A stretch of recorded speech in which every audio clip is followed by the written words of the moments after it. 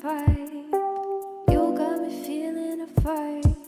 Like how could I not think of you? I've been putting a lot of thought into how I've wanted to record this episode that's going to be about toxic relationships. I want to approach it from a particular kind of way. I don't just want to sit down and explain what a toxic relationship is, although I'll probably do a little bit of explaining of what is involved within a toxic relationship from my own experience. And I'll probably talk a bit about how you can be susceptible for falling into one, for falling for the trap of a toxic relationship. And I think I'll talk about cycles of abuse from how I come to understand it. But yeah, I'm nervous about this episode, but I'm also very excited because I think I know exactly how I want to go about it. I'm excited to talk about it with all of you. Toxic relationships themselves are already a sensitive subject, so just be aware that we're going to be talking about some sensitive things. And my cat's trying to get my chips. Perfect comedic relief.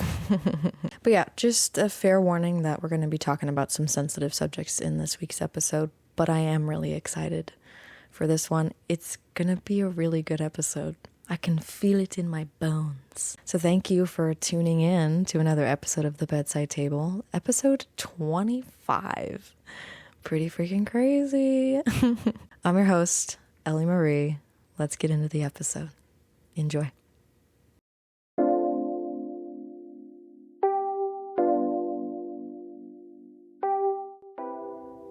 To live and be in someone else's world is both beautiful and painful. But I'm grateful to have loved someone alongside their beauty and their pain. It has helped me find a deeper love for myself, for others, and for the world. I had a dream last night. My ex-husband and I had gotten back together, but this time around, he was working on himself for the sake of working on himself and for the sake of the relationship. And I mean, I can understand why I would have a dream like this, because that's what I wanted, right? That's how, that's what I hoped for in our relationship, is that he would hold himself accountable and he would work on himself in whatever ways, whatever that means for him. It's different for everyone. But that he would work on himself for himself and for our relationship. But even in the dream, I felt a little strange. It was obviously, I think it was because it's not my reality. But I just felt a little strange because I've had conversations with myself of what happens if in the future you and Joey, my ex-husband, what happens if you and Joey, you cross paths again and he has been working on himself and he's different now and he's changed. Do you think you would be with him again? And I've had this conversation with myself quite a few times, especially since separating and for being separated for almost a year now. I've thought about it throughout that period of time. And I don't know that I could be with someone who has treated me the way that he treated me. I don't know that I could go back to that, even if the person that I'd be going back to wasn't the person that I was with, wasn't that version of them. They were a different version now, a more healed version, a more compassionate version, whatever it may be. But I don't know that I could do that. Because that version of this hypothetical, excuse me, this hypothetical crossing of paths with a future healed version of my ex-husband that wasn't the person that I was with. That wasn't the person I spent 6 years of my life with in a rocky relationship, to say the least. So I don't know that I could do it. But I think I would be really happy. Because it's all I've ever wanted for him anyway. It's all I ever really want for anybody. But especially for the people that I love. I just want them to experience. I just want them to experience life in a way that's not so hard all the time, if that makes sense. I went out to watch the sunset tonight, and I had this thought on the drive home of I wished so much that Joey could have experienced life from a different lens, but his own lens. It's not about me wanting him to be different than who he is, but just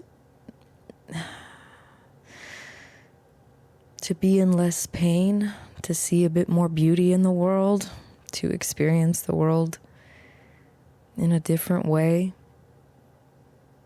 than, I guess, how he was used to experiencing the world. And I'm not trying to say this like I am him, as if I know the lens that he looks through, but when you're with someone for a while, you get to see their many faces and the versions of them, and especially if you're with them for an extended period of time and you get to know someone, you see them.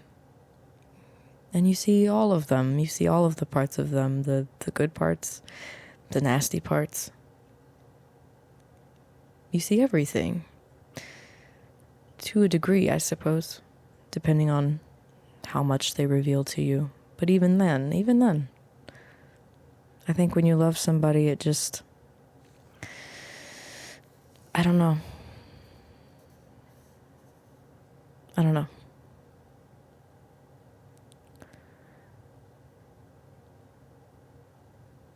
When Joey and I met, I was at the lowest point in my life.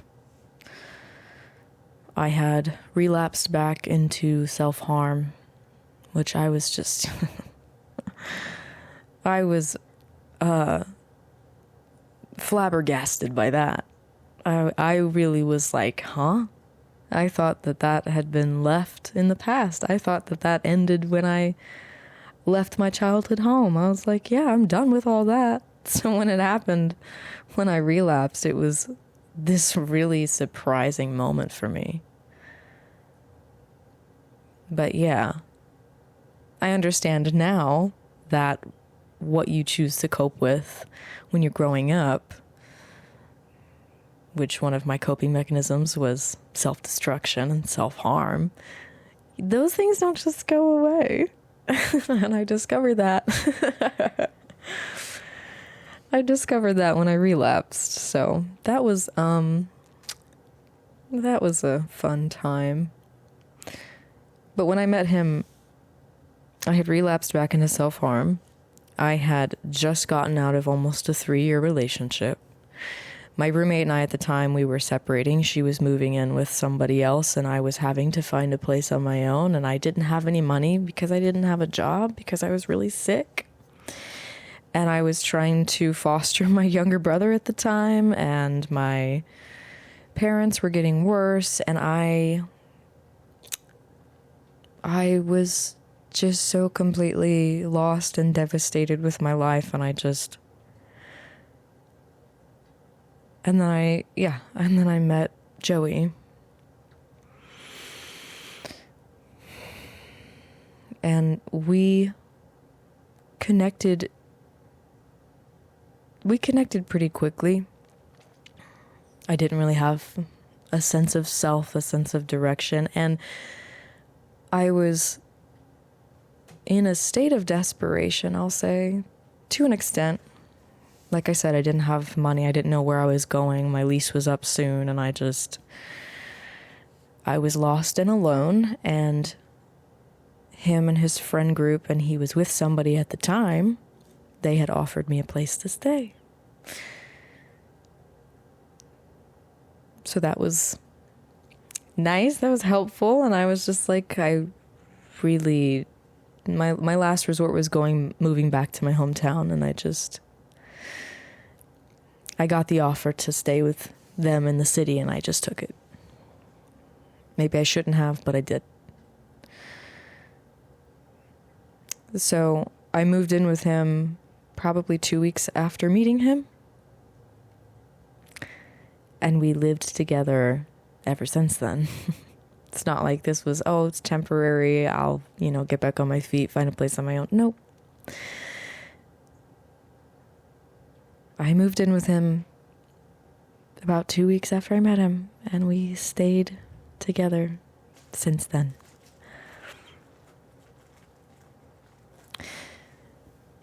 For me, I connected so easily with him because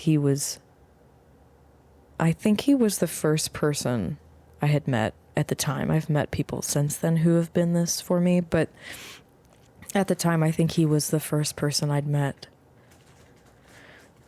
who accepted, like, my weird thoughts, the thoughts that I was shamed for, the thoughts that were, the thoughts that made me the weird kid. The thoughts that I wasn't supposed to have, quote unquote. And he accepted the parts of me that were neglected and dismissed. He made me feel like it was okay to be who I was. And we connected so easily because we had conversations about the weird things. And I really do genuinely think he was the first person in my life that I could have those weird conversations with. That was substantial for me, because I'd never had that before.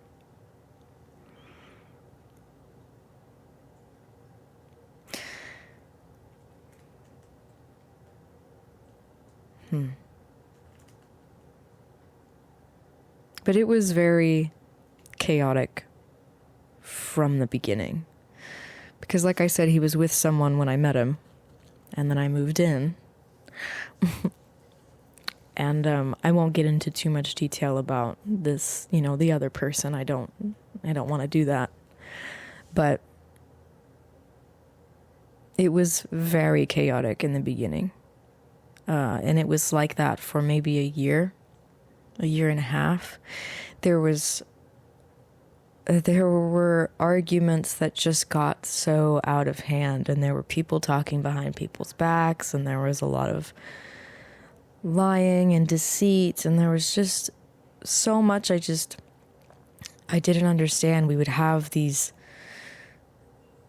flaming arguments of just these awful things. We would just say such awful things to each other. And then we would go away together somewhere. We would take a drive, and it would just be me and him, and we would cry with each other, and we would just apologize, and we would say, oh, I love you so much, and I'm sorry, I don't want to be this way to you. So we would have these horrendous fights, and then we would apologize for them, and then, talk about not wanting to be that way, and we would essentially, reconcile things. We would forgive each other. And for a while, I think that really helped the both of us, because it was very toxic and very messy and chaotic and awful, but we had those moments with each other where we just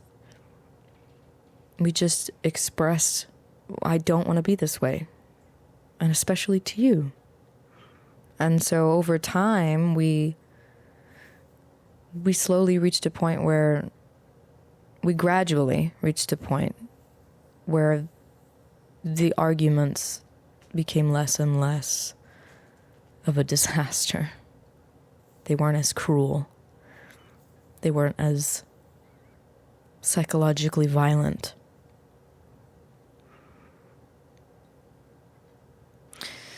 And I thought for a little while, once things had calmed down like that, we had hit this period of like peace, this period of calm. And I was really nervous about that at first. And I just chalked it up to, you know, maybe I'm just not very comfortable with peace because I haven't really had it in my life at that time. And that was probably part of it. But I think part of it was also just, there was probably still an uneasiness about things because of the way I'd been spoken to by someone who said they loved me, because of the way I'd been treated by someone who said that they loved me. Because I don't feel like you should say or do particular things to someone you say that you love. Because if you love them, you probably wouldn't say or do particular things. And I also said and did awful things too.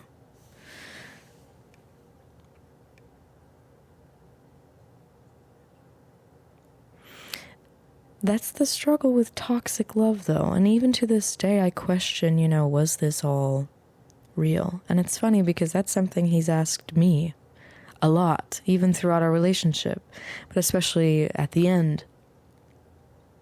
You know, was it even real? And he's, you know, he'll accuse me that it wasn't real for me, because if it was, I wouldn't be leaving.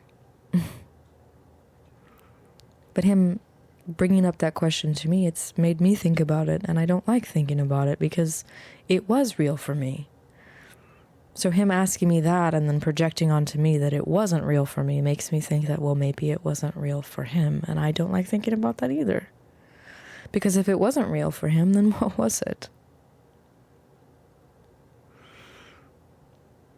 That's just one of those things with toxic love, is just it leaves you so confused and it leaves you uneasy. Just a couple of the things that it does to you.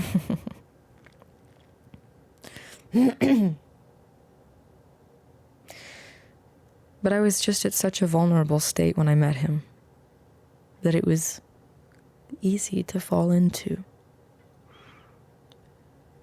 So I think it's an important thing to think about. I was very vulnerable and I was very directionless. I was just going with the flow of things, but not in the way of like how I'm flowing with life now. It was more like I don't really care what happens to me, and I don't really care about my life, and I don't really care about anybody else because I don't have the capacity to care right now because I'm numbing myself. And that is not a good place to start anything from, especially a relationship, because it leaves you susceptible to landing yourself in any kind of relationship. But for this particular episode, it made me susceptible to falling into a toxic relationship, an abusive one, I just didn't really know what I was dealing with. And I didn't know for a long time, actually. Because it took me a lot of healing to get to a point where I did not feel okay with what was happening. I remember I had this moment during, I think it was after one of our fights. It was after a really bad fight, and I just remember I was just crying so much, and I was just like thinking to myself, like, how could he say these things to me? How could he treat me this way? How could someone treat me like this? And this little voice popped up in my head, and you know what it said? It was like, what are you crying about? This is no different than how you've treated yourself for years.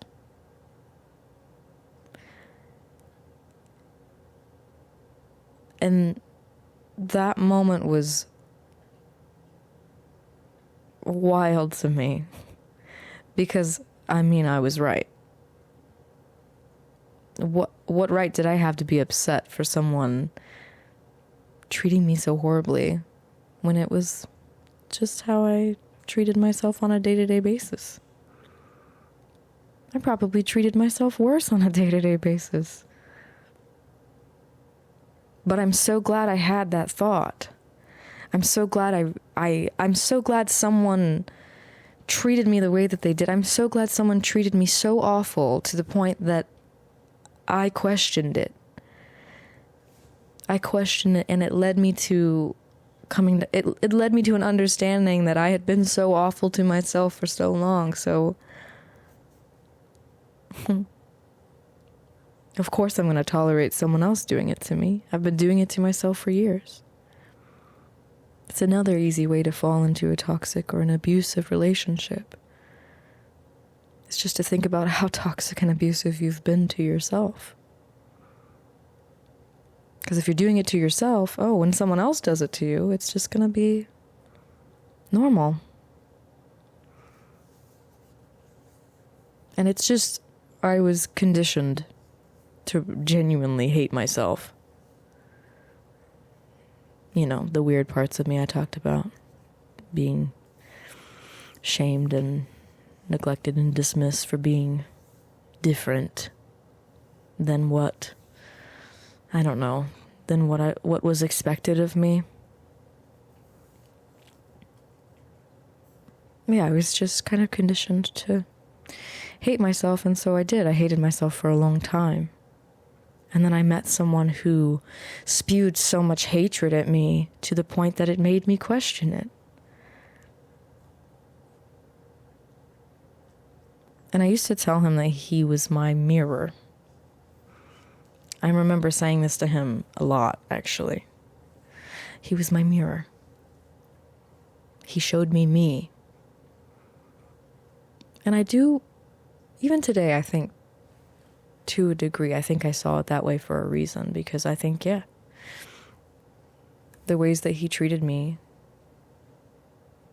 especially the awful ways that he treated me, it really did open things up about myself. Excuse me.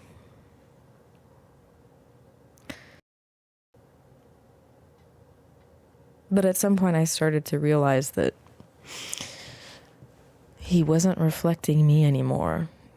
And maybe he never was. But I started to realize that he was something else.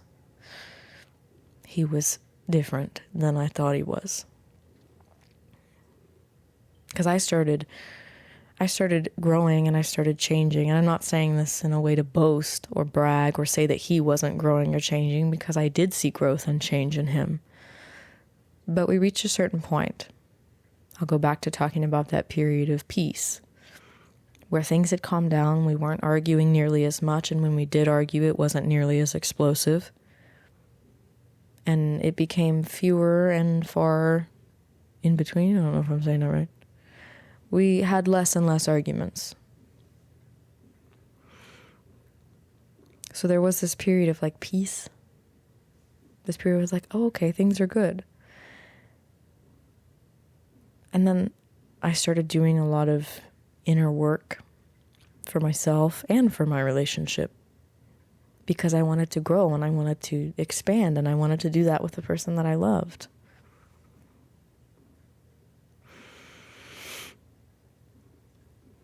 And then we started having these arguments again. And it wasn't often, but each one was really bad. We weren't having light arguments anymore. It was just, and like I said, it wasn't often.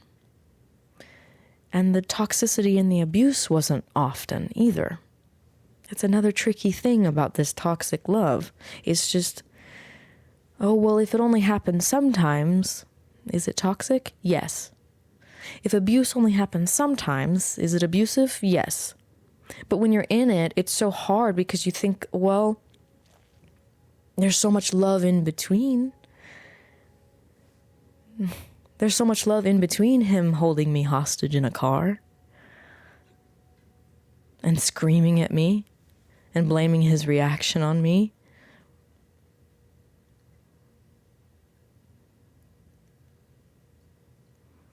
There's so much love and care in between him kicking me out of my own apartment.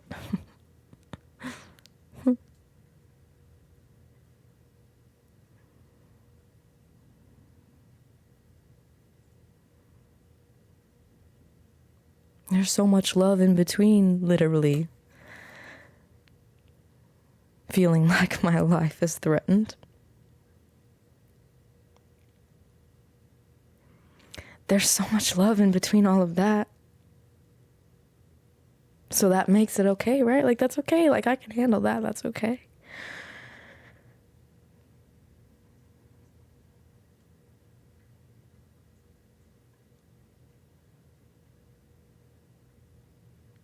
It's not okay.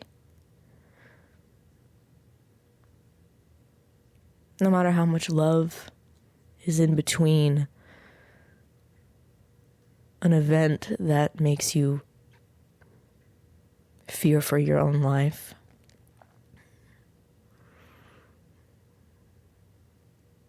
an event that makes you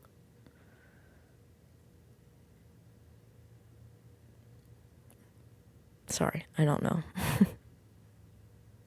Abuse is abuse. Whether it happens once or twice in the relationship, whether it happens hundreds of times, abuse is abuse. And, depending on the severity of the abuse, I mean, I know it's difficult to just sit here and say, oh, well, my partner yelled at me the other day, so is that abuse? Is that toxic? I think it's hard sometimes to pinpoint what is toxic and what is abuse, especially if it's not physical abuse. And I think emotional and psychological abuse is really hard, especially when you're connected and bonded with somebody. So there's this thing called the cycle of abuse, and it tends to happen in trauma-bonded relationships. If you don't know what a trauma bond is, I don't entirely understand the concept myself. I haven't researched a lot about it, but I've talked to friends, and I have done a little bit of my own research and have learned a bit about it. But a trauma bond is kind of, I think, just basically what it sounds like. You bond with someone over, like, shared trauma. But I think in my experience, I think it was a really strong trauma bond, because it wasn't just trauma from our own lives that we bonded over, because we did bond over that. But we also created trauma within each other's lives and within our own relationship that we then bonded over as well. So I think it was a very intense trauma bond. And so we were in this cycle of abuse. And from my understanding, the cycle of abuse is when there's abuse, and then the abuser is the one who helps the abused. So in my case, it would be like when my ex-husband was being emotionally or psychologically abusive, he would also be the one to help me figure it out. He would also be the one to help me work through the abuse that he had caused. Does that make sense? And then the cycle would just repeat itself. Maybe there's a little bit more in there to it, but from my understanding, so I might be wrong. I might be wrong.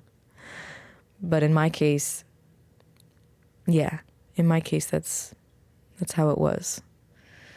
He would do something emotionally abusive, and then he would be the one who was there to kiss the bruises, so to speak. And so it becomes really confusing because it's like, well, this person is hurting me. This person's confusing me. But they love me, right? And I love them.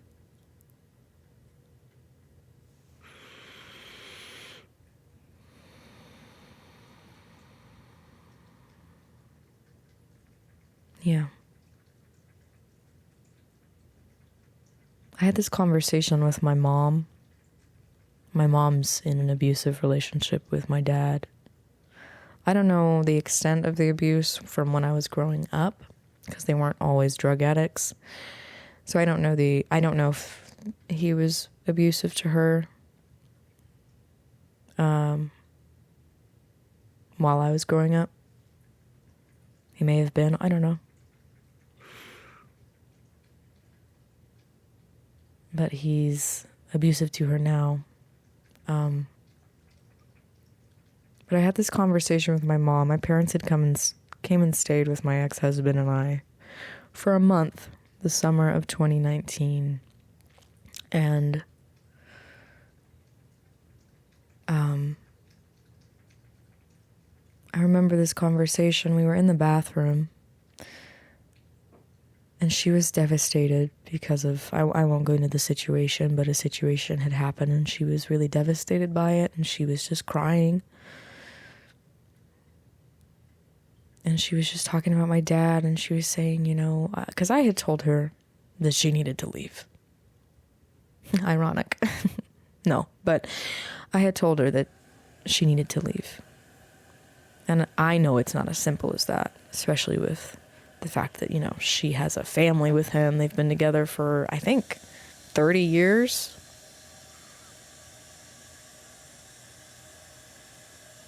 Sorry about my toilet.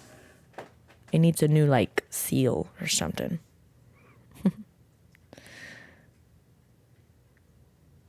But my mom had said this comment.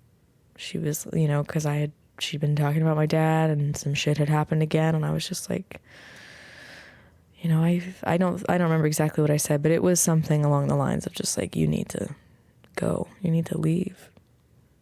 And she was just crying and crying, and she was just like, he's half my life. And I thought about that, and I was like, damn. I think at that point, I think he's over half her life. But I just, hearing her say that, I was just like, yeah. Yeah. And I can't imagine how hard it would be to walk away from something like that.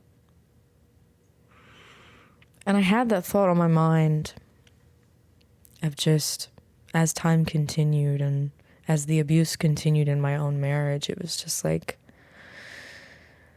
I had this reoccurring thought, and it was just like, do you want this to be the rest of your life? If this relationship stayed like this, if this was it for the rest of your life, would you want it? Because I was in a state of denial for a long time. I had this inner conflict, and now I have figured it out. It was just this inner conflict of, do I stay or do I go? It was the part of me that was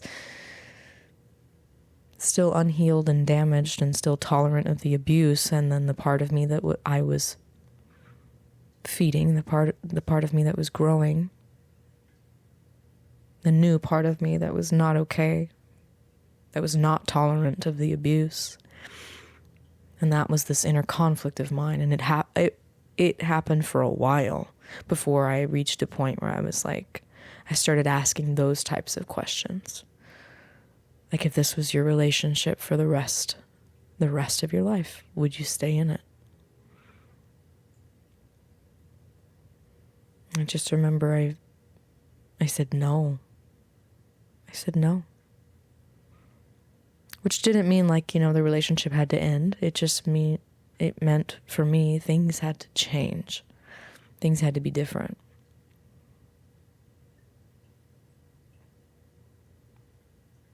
But those little patterns of abuse kept happening, even though the abuse didn't happen as often. And it was more subtle throughout the day-to-day. It's another lovely little thing about toxic love. It can be very subtle.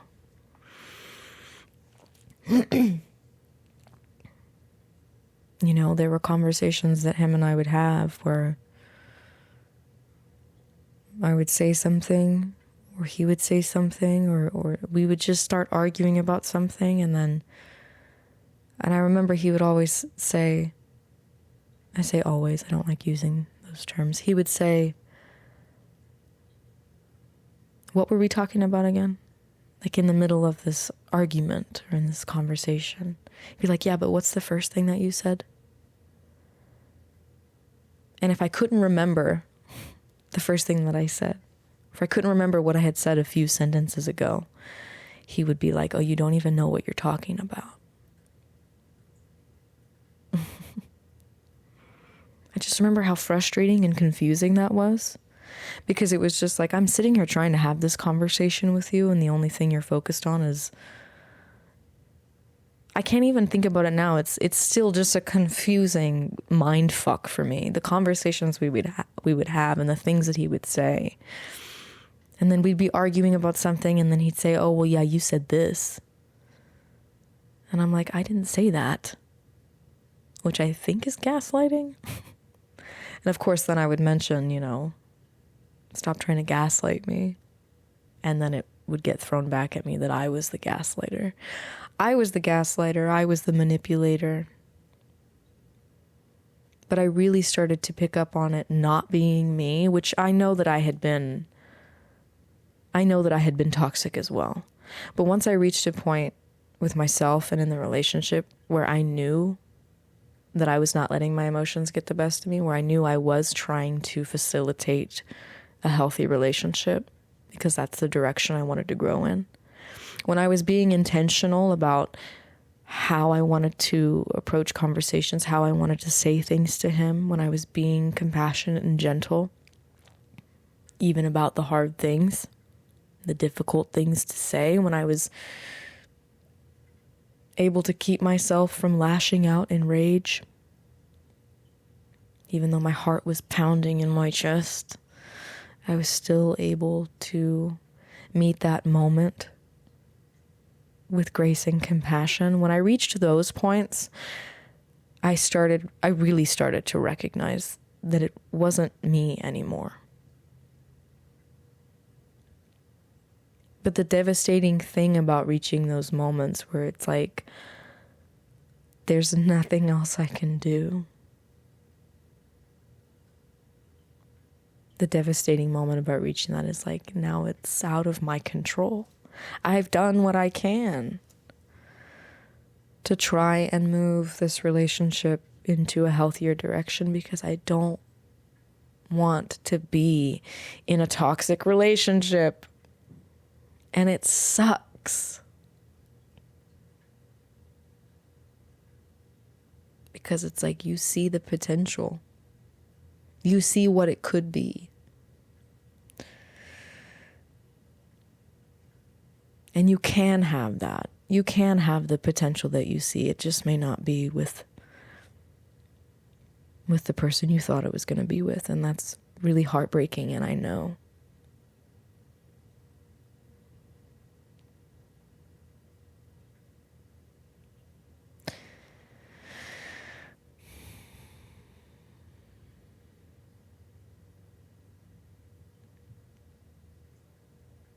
I don't know if a lot of what I've talked about has made much sense in the context of toxic relationships, but I think I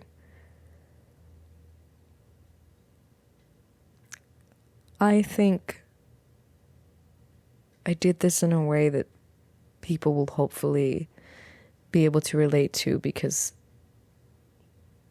it's not easy. And I didn't want to just sit down and discuss, like, what is a toxic relationship? I wanted to tell a bit of my story from kind of just as a way for all of you to kind of look through my lens of what it was like being in a toxic relationship.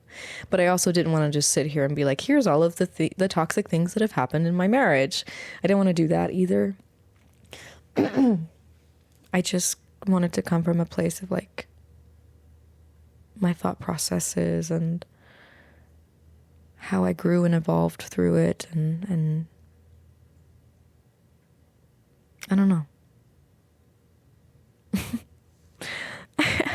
I always doubt my episodes, and then I listen back to them, and then I put them out, and the love they receive, I'm just like, ugh.